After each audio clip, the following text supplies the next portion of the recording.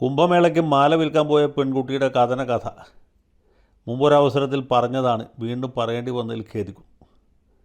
മുമ്പ് പറഞ്ഞത് ഇതാണ്: ഈ പെൺകുട്ടിയുടെ ക്ഷേത്രത്തിൽ വെച്ച് നടത്തിയ വിവാഹം ഹിന്ദു നിയമമനുസരിച്ചും ഇസ്ലാം മത നിയമമനുസരിച്ചും അസാധുവാണ്. രണ്ട് പ്രകാരവും ഇതിന് നിയമപരമായ പ്രാബല്യമില്ല.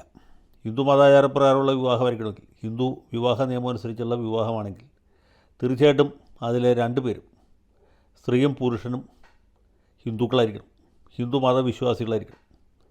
ഇവിടെ വധു ഹിന്ദു മതവിശ്വാസിയാണ്, വരൻ ഇസ്ലാം മതവിശ്വാസിയാണ്. അങ്ങനൊരു വിവാഹം സ്പെഷ്യൽ മാരേജ് ആക്ട് പ്രകാരം ഒരു മാസം മുമ്പ് ഈ നോട്ടീസ് കൊടുത്ത്, പിന്നീട് വധുവരന്മാർ നേരിട്ട് രജിസ്ട്രാറുടെ മുമ്പിൽ ഹാജരായി, പിന്നെ 3 സാക്ഷികളും ഒപ്പിട്ട് മാത്രമേ പൂർത്തീകരിക്കാൻ പറ്റുകയുള്ളൂ. അല്ലെങ്കിൽ മറ്റേതെങ്കിലും മതാചാരപ്രകാരം നടത്തിയ വിവാഹം സ്പെഷ്യൽ മാരേജ് ആക്ട് പ്രകാരം രജിസ്റ്റർ ചെയ്യാനും വിരോധമില്ല. ഇവിടെ ഇതൊന്നും ഉണ്ടായിട്ടില്ല.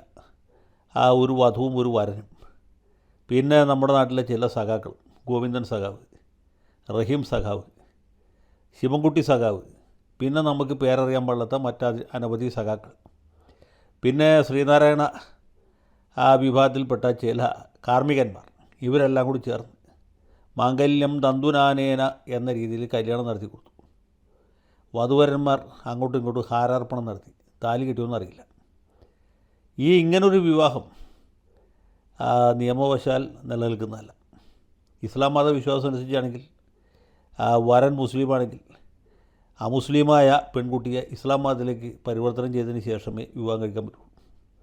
ഇനി ക്രിസ്ത്യൻ അതല്ലെങ്കിൽ യഹൂദ വിഭാഗത്തിൽപ്പെട്ട വധുവാണെങ്കിൽ നിക്കാഹ് ഫോമിലുള്ള കല്യാണവും സാധുവാണ്. അതും ഇവിടെ ഉണ്ടായിട്ടില്ല. ഒന്നാമത് പെൺകുട്ടി ഇസ്ലാം മതവിശ്വാസിയല്ല, രണ്ടാമത് ക്രിസ്ത്യനുമല്ല, യഹൂദയുമല്ല. അതിലുപരി ഈ നിക്കാഹ് രൂപത്തിലുമല്ല കല്യാണം നടത്തുന്നത്. അപ്പോൾ ഏത് നിലയ്ക്ക് നോക്കിയാലും വിവാഹം അസാധുവാണ്. ഇതാണ് ഞാൻ നേരത്തെ പറഞ്ഞത്. അന്നേ നമ്മൾ സംശയം പ്രകടിപ്പിച്ച ഒരു കാര്യമുണ്ടെങ്കിൽ ഈ പെൺകുട്ടിക്ക് പ്രായപൂർത്തിയായിട്ടുണ്ടോ ഇല്ലയോ എന്നുള്ളത്. പെൺകുട്ടിയുടെ പിതാവ് ഹാജരാക്കിയ രേഖ പ്രകാരം 18 വയസ്സായിട്ടില്ല. പെൺകുട്ടിയുടെ കാമുകൻ ഹാജരാക്കിയ രേഖ പ്രകാരം 18 വയസ്സ് പൂർത്തീകരിച്ചു. അപ്പോൾ പോലീസുകാർക്കൊരു ഉത്തരവാദിത്തമുണ്ടല്ലോ, ഇത് ഏതാ ശരി എന്ന് അന്വേഷിച്ച് ബോധ്യപ്പെട്ടതിന് ശേഷം വേണമായിരുന്നു ഇതിന് ക്ലിയറൻസ് കൊടുക്കാനായിട്ട്. പോട്ടെ, നാട് ഭരിക്കുന്ന മന്ത്രി ശിവൻകുട്ടിക്കും ഈ ഇന്ത്യൻ പാർലമെൻറ്റിലെ ഗർജിക്കുന്ന സിംഹം എന്ന് പേര് കേട്ട ലോകപ്രസിദ്ധനായ പാർലമെൻറ്റേറിയൻ ഡബിൾ റഹീമിനും എന്തെങ്കിലും ഒരു ഉത്തരവാദിത്തം വേണ്ടേ? ഇവരുടെ വീട്ടിലെ ഒരു കുട്ടിക്കാണെങ്കിൽ ഇവരിങ്ങനെ ചെയ്യുമായിരുന്നു. ഈ വിവാഹം നിയമപരമായിട്ട് നിലനിൽക്കുന്നതാണോ? യഥാർത്ഥത്തിൽ 18 വയസ്സ് പൂർത്തീകരിച്ചോ? ഇനി നാളെ പോക്സോ കേസ് ഉണ്ടാവുമോ എന്നൊക്കെ ആലോചിച്ചിട്ട് വേണ്ടേ? ഈ കാമുകൻ എന്ന് പറഞ്ഞ ആൾ ഹാജരാക്കിയ ജനന സർട്ടിഫിക്കറ്റ് അല്ലെങ്കിൽ അയാൾ ഹാജരാക്കിയ രേഖ യഥാർത്ഥത്തിലുള്ളതാണോ, അസലാണോ, അതോ വ്യാജമാണോ എന്ന് തിരക്കാനുള്ള ഒരു സാമാന്യ ബുദ്ധി കാണിക്കണ്ടേ? അത് കാണിച്ചില്ല. അങ്ങനെ വിവാഹം കൊട്ടും കുരവയുമായിട്ട് ആഘോഷമായിട്ട് നടന്നു. വധുവരന്മാർ എവിടേക്ക് പോയെന്ന് എനിക്കറിയില്ല. എവിടേക്കെങ്കിലും പോയി കാണും. ഇപ്പോൾ ഇതാ പുലിവാലായിരിക്കുന്നു. പെൺകുട്ടിയുടെ അച്ഛൻ ഹാജരാക്കിയ രേഖയാണ് അസൽ. യഥാർത്ഥത്തിൽ 18 വയസ്സ് പൂർത്തീകരിച്ചിരുന്നില്ല. വിവാഹം നിയമപരമായ പല കുടുക്കുകളിൽ പെട്ടിരിക്കുകയാണ്. ഇനി റഹീം സഖാവിന് വല്ല ഉത്തരവാദിത്തമുണ്ടോ? ഇല്ല. ഗോവിന്ദ സഖാവിനുണ്ടോ? ഇല്ല.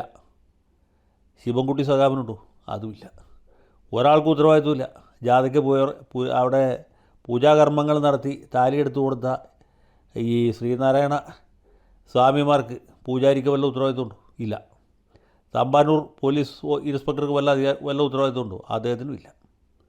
അപ്പോൾ ഇങ്ങനെ ഉത്തരവാദിത്തമില്ലാത്ത രീതിയിലുള്ള പ്രവൃത്തികളാണ് വിപ്ലവ സംഘടനയുടെ ഭാഗത്ത് നടന്നുകൊണ്ടിരിക്കുന്നത്. ഇത് നമ്മുടെ നാട്ടിൽ നവോത്ഥാനം നടപ്പാക്കാൻ വേണ്ടി ചെയ്തതാണ്. ഇതാണ് കേരള സ്റ്റോറി എന്ന് തെളിയിക്കാൻ വേണ്ടി ചെയ്തതാണ്. സത്യം പറഞ്ഞാൽ ഇതാണ് കേരള സ്റ്റോറി. ഊരും പേരും അറിയാത്ത ആളുകൾക്ക് വ്യാജരേഖയുടെ അടിസ്ഥാനത്തിൽ വിപ്ലവ വിവാഹം നടത്തി നവോത്ഥാനം തെളിയിക്കാൻ നടത്തുന്ന ശ്രമത്തിനാണ് നമ്മൾ യഥാർത്ഥ കേരള സ്റ്റോറി എന്ന് പേരിടുന്നത്. ഇങ്ങനെയുള്ള ഉടായിപ്പ് കൊണ്ടാണ് നമ്മുടെ നാട്ടിലെ നവോത്ഥാനം ഈ ടയർ പഞ്ചറായ KSRTC ബസ് പോലെ, അല്ലെങ്കിൽ ആക്സിലൊടിഞ്ഞ പ്രൈവറ്റ് ബസ് പോലെ റോഡ് സൈഡിൽ കിടക്കുന്നത്. ഇതുകൊണ്ടാണ് നവോത്ഥാനം എങ്ങുമെങ്ങും എത്താതെ വല്ലാത്തൊരവസ്ഥയിലായിപ്പോയത്. അപ്പോൾ ഇതാണ് യഥാർത്ഥ കേരള സ്റ്റോറി. ഈ അന്തവും കുന്തവുമില്ലാത്ത ഗോവിന്ദൻ സഖാവും, ഇംഗ്ലീഷും അറിയില്ല നിയമം അറിയില്ലാത്ത റഹീം സഖാവും, പിന്നെ മലയാളത്തിൽ പോലും തെറ്റുകൂടാതെ ഒരു വാചകം പറയാനറിയാത്ത വിദ്യാഭ്യാസ മന്ത്രിയായിരിക്കുന്ന ശിവൻകുട്ടി സഖാവും കൂടി ചേർന്നാൽ, പിന്നെ ബുദ്ധിയും ബോധമില്ലാത്ത അവരുടെ പാർട്ടി സഖാക്കൾ കൂടി ചേർന്നാൽ നമ്മുടെ നാട്ടിൽ നവോത്ഥാനം പൂർത്തിയായി. ഇതാണ് യഥാർത്ഥ കേരള സ്റ്റോറി.